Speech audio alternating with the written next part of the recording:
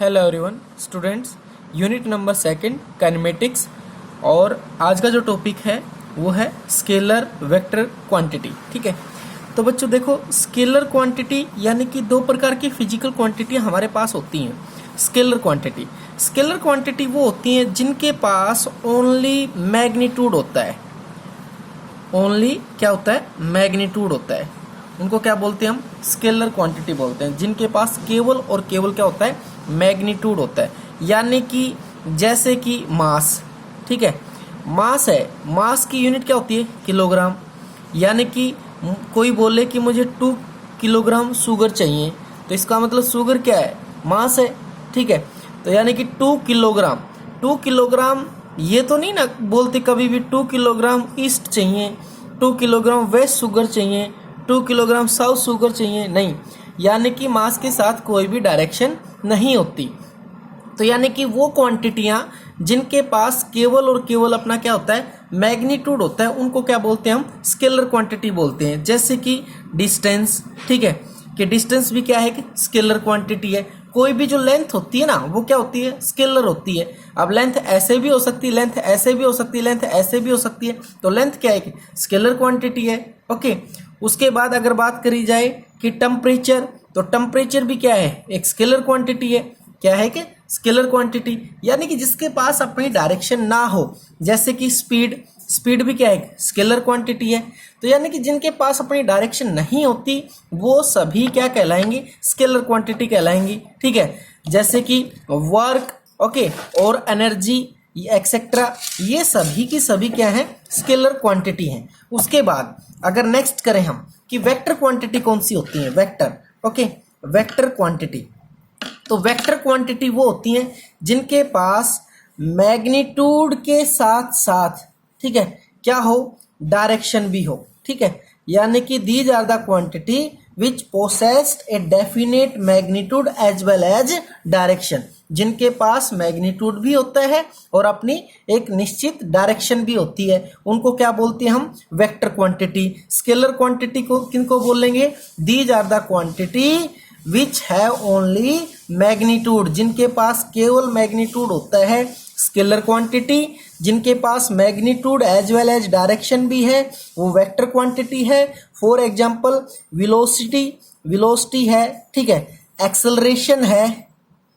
Acceleration है, momentum है, ठीक है, ओके, मोमेंटम है, फोर्स है, ये सभी की सभी क्या है? वेक्टर क्वांटिटी है। क्या है ये? वेक्टर क्वांटिटी है। ओके, डिस्प्लेसमेंट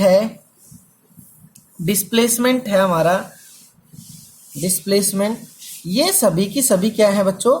ये वेक्टर क्वांटिटियां हैं। क्या है ये? Vector quantity. ठीक है, तो स्केलर क्वांटिटी जिनके पास मैग्नीट्यूड होता है, वेक्टर क्वांटिटी जिनके पास मैग्नीट्यूड के साथ साथ क्या होती है? डायरेक्शन भी होती है।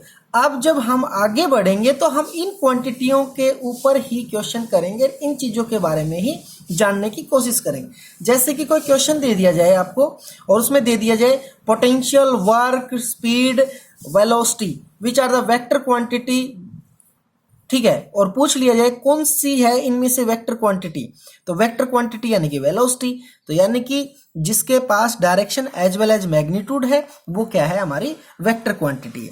अब बात करें अगर डिस्टेंस की, डिस्टेंस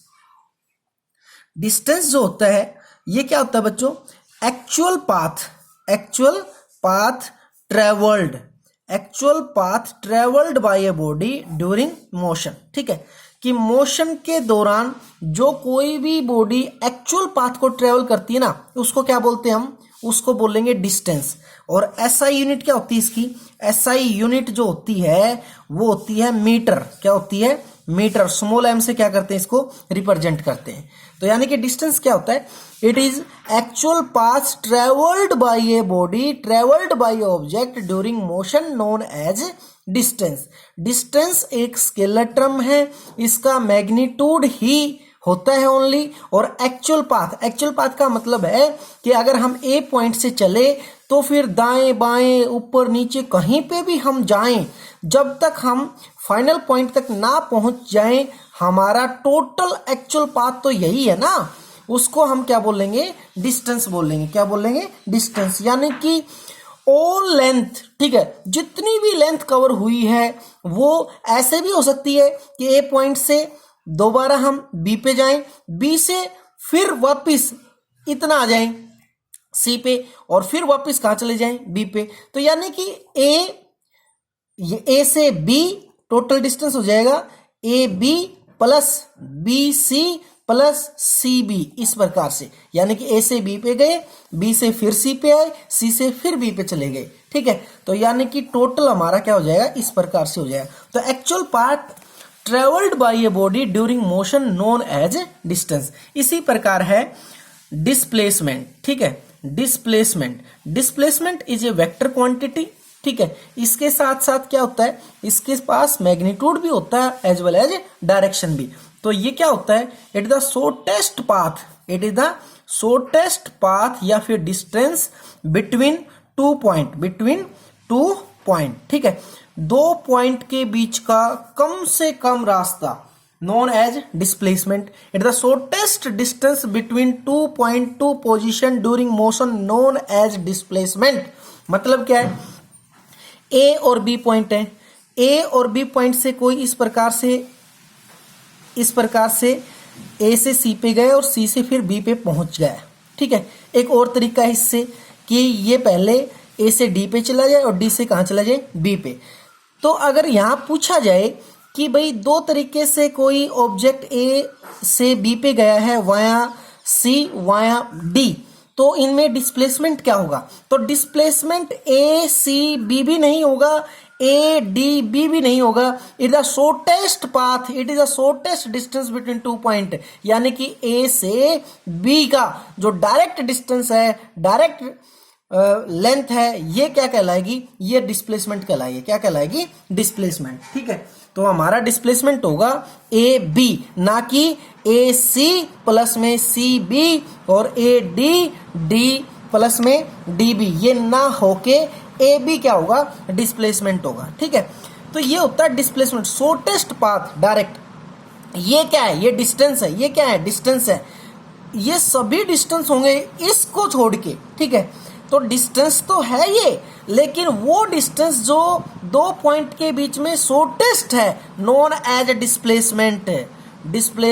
यानी कि सभी डिस्टेंस डिस्प्लेसमेंट नहीं हो सकते, लेकिन सभी डिस्प्लेसमेंट अपने आप में क्या है, डिस्टेंस तो है ही है, ठीक है। सभी डिस्प्लेसमेंट तो क्या है, अपने आप में डिस्टेंस है, लेकिन सभी डिस्टेंस नहीं हो सकते क्या, displacement. It is the shortest distance between two point known as displacement, ठीक है। तो ये क्या होता है, हमारा डिस्प्लेसमेंट है। डिस्प्लेसमेंट को एक वेक्टर टर्म से क्या करते हैं, रिप्रेजेंट। तो यानी कि ए बी के बीच का डिस्प्लेसमेंट हम इस प्रकार से शो करेंगे, ठीक है। इस प्रकार से ए बी ये क्या हो जाएगा, डिस्प्लेसमेंट हो जाएगा।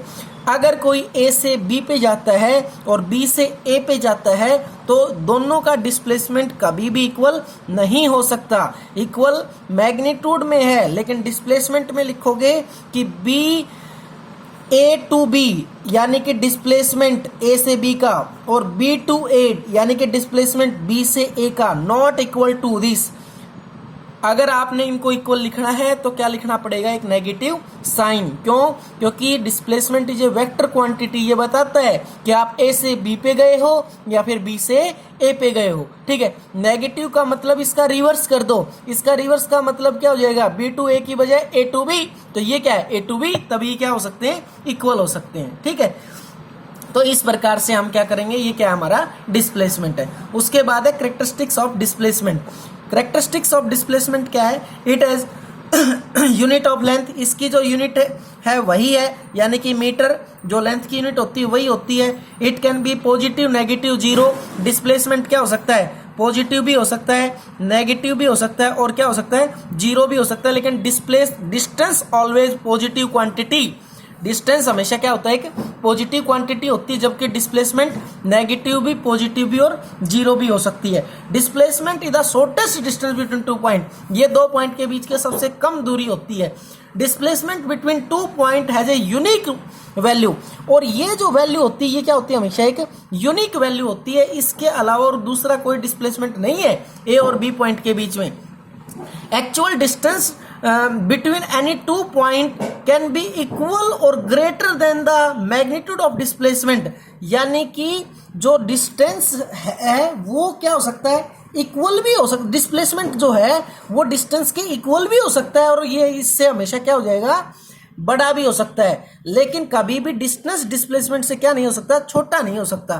तो ऐसे लिखेंगे कि जो डिस्टेंस है वो हमेशा या तो बड़ा रहेगा या फिर क्या रहेगा, या फिर हमेशा इक्वल रहेगा, किसके, डिस्प्लेसमेंट के। ठीक है, इस प्रकार से displacement can not have two value at a single time, एक टाइम पे दो पॉइंट के बीच में कभी भी क्या नहीं हो सकती, डिस्प्लेसमेंट की दो वैल्यू नहीं हो सकती। Value of displacement does not change bye shifting the position axis, यानी कि डिस्प्लेसमेंट को आप पोजीशन ऑफ एक्सिस को चेंज करके क्या नहीं कर सकते, चेंज यानी कि शिफ्ट करके कोऑर्डिनेट सिस्टम को आप डिस्प्लेसमेंट को चेंज नहीं कर सकते। ये हमारी कैरेक्टरिस्टिक्स थी किसकी, डिस्प्लेसमेंट की। आपने डिस्टेंस और डिस्प्लेसमेंट पे कम से कम 5 न्यूमेरिकल निकालने हैं। ठीक है, अपनी नोटबुक में अपनी बुक निकालो, उसमें प्रैक्टिस के लिए न्यूमेरिकल दे रखे हैं, वो उनको सोल्व करो और आगे फिर हम इसी टॉपिक को आगे बढ़ाएंगे। Okay, thank you.